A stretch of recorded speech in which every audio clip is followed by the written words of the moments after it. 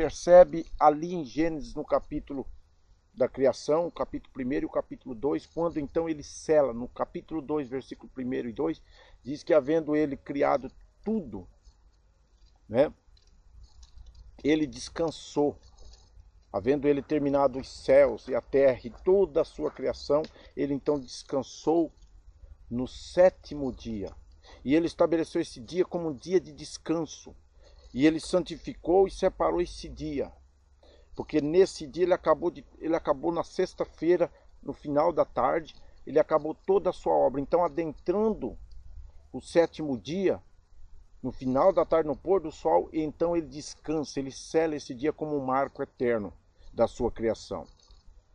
Se você avaliar a palavra do Senhor em Hebreus capítulo 4, ele fala de um dia, um tempo ali eterno, que não é um dia, um marco fixo. Ainda que nós entendamos que esse dia semanal, que foi catalogado, que foi pesquisado e compreendido pelas civilizações primitivas, a hora de 60 minutos, posteriormente o dia de 12 horas, de 24 horas, 12 horas até o fim da tarde, depois mais iniciando a noite. Tudo isso foi descoberto pela sabedoria que o Eterno deu ao homem, e hoje nós temos o conceito dos dias semanais, que cumprem um período anual, um ciclo anual de 360 dias, quando as luas, as fases da lua vão se mudando e se adequando durante esse período de 365 dias, melhor. Então é um período conhecido e entendido mundialmente. Esse sétimo dia, hoje, que nós entendemos como sendo sábado, o domingo, no caso, é a primeira-feira, mas os homens mudaram para domingo em homenagem a Constantino. Mas esse dia ele está estabelecido como um marco eterno. Ele é um dia que ele não pode ser ignorado, ele não pode ser mudado. Acerca do domingo, foi um marco que o homem Constantino estabeleceu. Quando do seu governo que ele consegue estabelecer o Império Romano com amplitude, com estrutura global da sua época, por toda a Mesopotâmia, por toda a extensão da Grécia e diversos países do mundo e povos do mundo, que na época eram tribos, ele estabelece e se firma como um império forte. E Constantino, ele então separa um dia, que iria ser o dia de adoração ao sol. Já se havia o costume de adorar o sol desde Nirode, quando começa os primórdios das civilizações, em torno de um tirano, de um organizador. Nirode passa a se autodenominar como Sol.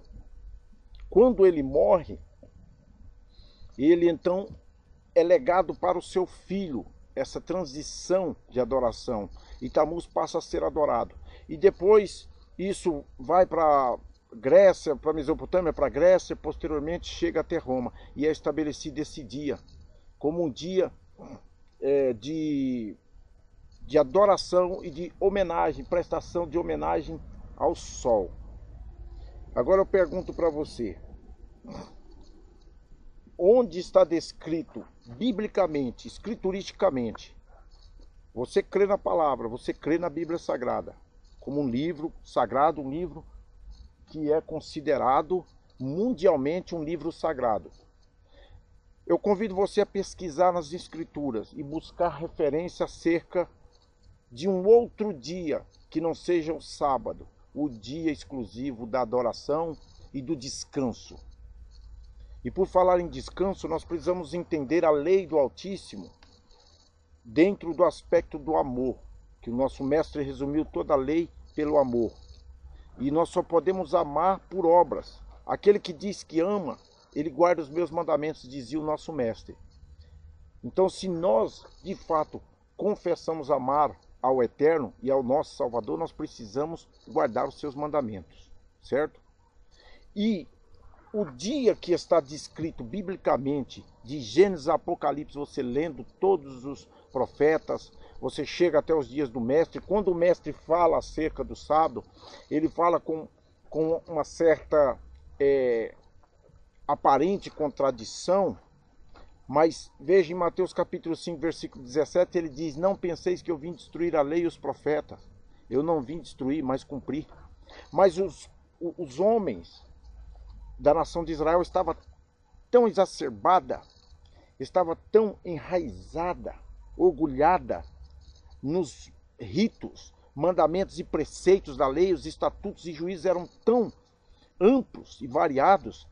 Existia o partido acirrado dos fariseus dentro do judaísmo, que já era uma religião intensamente mística e escriturística, porque eles davam lei para tudo. Eles viviam debaixo de lei, debaixo de um jugo constante, para orientar e estabelecer princípios na nação. Então o homem foi se perdendo ao longo de anos, por falta da visão e revelação do reino dos céus, por falta da influência dos profetas. Quando o nosso mestre chega, já não havia profecias, já se havia extinguido os profetas. Malaquias foi o último profeta. Então, quando o mestre ele se manifesta, antes vem João Batista, então começa-se a reviver um novo ciclo profético em Israel. E o povo aflui até o profeta no deserto da Judéia, porque eles tinham já uma expectativa da chegada de um Messias, da chegada de um profeta. E quando João Batista se manifesta, então as multidões afluem. Agora veja, João Batista, ele estava no deserto. João Batista ele não tinha o rigor ascético dos fariseus, ele não vivia entre os principais do povo, os líderes do povo. E ele vem completamente fora disso. Quando os líderes do povo afluem até ele no deserto da Judéia, até o Rio Jordão, ele os confronta dizendo: olha, raças de víboras, quem vos ensinou a fugir da ira vindoura? Produzi frutos dignos de arrependimento, e não penseis em vós mesmos, temos por pai a Abraão. Porque eu vos digo que até dessas pedras, ou seja, daqueles novos convertidos, o Eterno pode suscitar filhos a Abraão, porque eram filhos de fé. Aqueles novos convertidos estavam vivendo o primeiro amor pela fé, o amor aos mandamentos, ao Eterno. Eles estavam nascendo, eles estavam se batizando arrependidos. E o profeta, com esse discernimento, essa revelação, ele confronta aqueles que se diziam descendência de Abraão, mas que estavam completamente mortos no pecado, porque viviam debaixo da lei, vivia debaixo do jugo, vivia debaixo do mandamento, do estatuto. Agora veja, por mandamentos, nós precisamos ratificar os 10 mandamentos, que é regra universal. O que passar disso é civilização, é cultura humana. Isso está dentro de um contexto cultural, sociocultural, um contexto ligado às maneiras e aos costumes dos povos. Então entra uma série de leis baseadas dentro desses costumes, que as pessoas vão se adaptando e vão se estruturando para conviver socialmente. Agora, os mandamentos que o Eterno escreveu, que são os 10 mandamentos, esses são cumpridos no Mestre, que traz agora com a lei do amor, fora daquele farisaísmo, daquele judaísmo, fora daquele legalismo, mas no entanto ele, tendo nascido debaixo da lei, ele viveu e operou com a lei.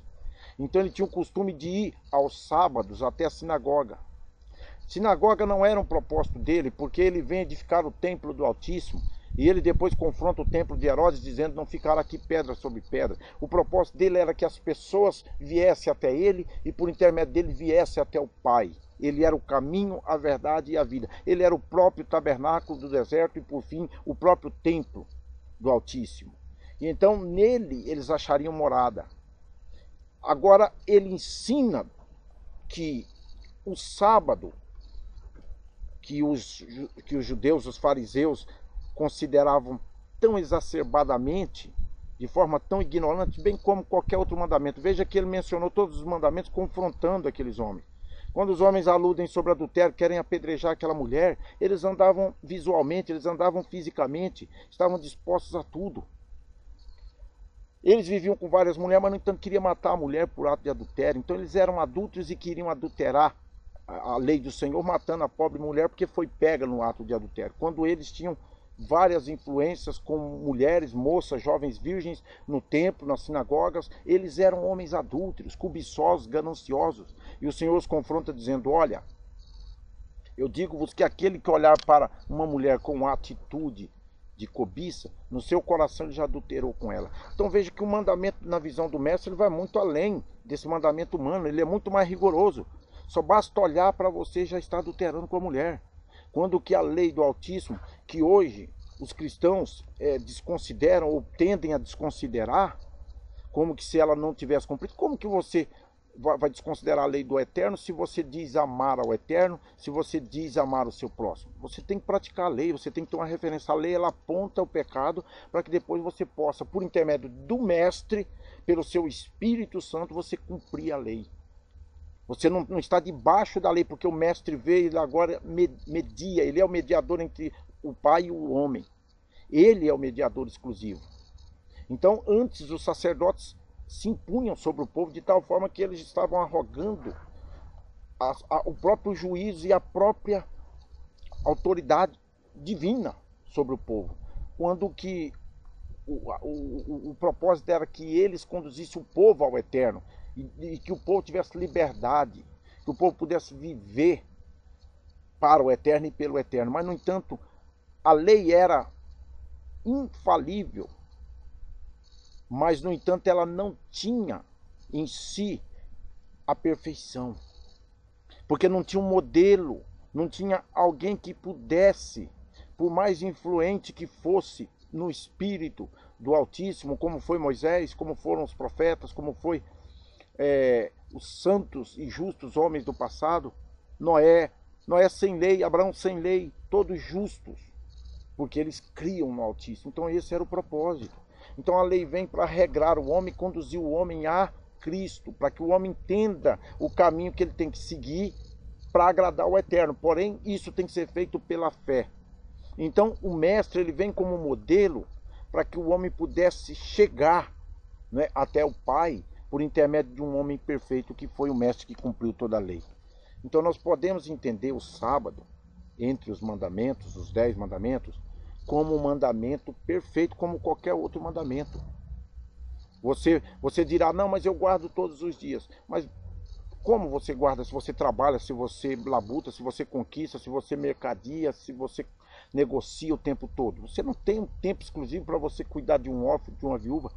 Você tem que descansar e tem que aliviar também as cargas dos outros. Levai as cargas uns dos outros e assim cumprireis a lei de Cristo. Nós temos que aliviar o sofrimento do nosso próximo. E esse dia é o dia propício, é o dia que o Mestre, né, tirou para cuidar das ovelhas, para tirar a ovelha de um buraco, para estender a mão para o aflito, para visitar uma viúva, um doente, curar os enfermos. Então esse é o dia que o Eterno estabeleceu. Eu quero que você entenda que não é possível você revogar esse dia. Ainda que você o faça, mas você não está apoiado pelo Altíssimo, porque não há fundamento para você adorar e separar o domingo. Veja que o domingo é um dia, culturalmente e tradicionalmente, um dia carnal. É o dia do sol, o dia, na verdade, do dia, o dia da comemoração terrena, o dia dos prazeres, o dia dessa vida.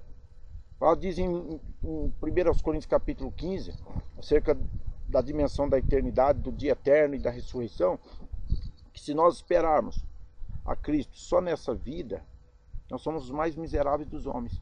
Nós que conhecemos o Evangelho, eu estou falando para você que conhece, que você se denomina um cristão, um evangélico ou um católico, e você diz conhecer e seguir os mandamentos do Altíssimo. Você precisa entender que você tem que abrir mão do seu trabalho, da sua ganância. É isso mesmo, meu irmão. Eu sou confrontado a pensar e a entender isso. Eu tenho que separar um dia exclusivo que está descrito na palavra para mim realmente adorar, para mim me dedicar, para mim buscar me relacionar com o meu próximo. E no domingo, infelizmente, isso não tem sido favorável, porque você vai visitar as pessoas estão comendo, estão comemorando aniversário, estão comendo carne, churrasco, estão preocupadas com festividades, estão pescando, estão fazendo trabalhos pessoais nas suas casas, uns bicos por aqui ou por ali. De todo meio você encontra sérias dificuldades de afluir até o seu próximo. O sábado que foi estabelecido, ele é o dia em que você não vai comer nada. É um dia que, ainda que você coma algo, mas é um dia que você não vai estar envolvido com trabalhos, com atividades humanas, com festividades, com comemorações alguma, meu irmão. É o dia que você vai dedicar só para buscar o Altíssimo. para ajudar o seu próximo, para adorar o Altíssimo, para você se inteirar e aprofundar nas Escrituras, nos mandamentos do seu mestre, entende? Você possa entender melhor esse conceito e esse mandamento precioso para que você possa ser feliz e abençoado guardando os mandamentos do Senhor.